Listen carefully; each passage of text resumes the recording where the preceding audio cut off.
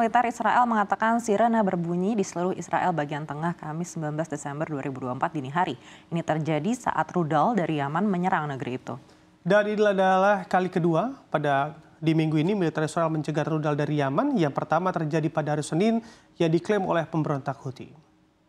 Kelompok yang menguasai sebagian besar pusat populasi Yaman termasuk ibu kota Sanaa itu mengatakan operasi hari Senin ditujukan pada target militer musuh Israel di daerah Yava yang diduduki. Ini merujuk pada nama Tel Aviv sebelum eksodus Yahudi ke wilayah itu di tahun 1948. Dalam insiden terpisah hari Senin, sebuah kapal rudal Angkatan Laut Israel juga mencegat sebuah pesawat nirawak di Mediterania setelah diluncurkan dari Yaman, kata militer.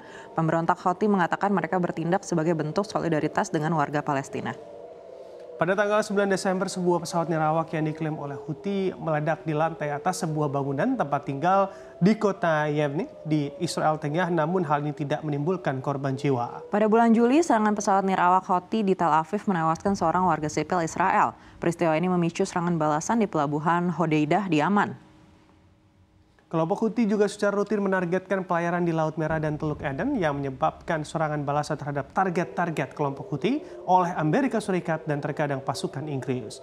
Meski demikian, Houthi tetap tidak menghentikan serangan.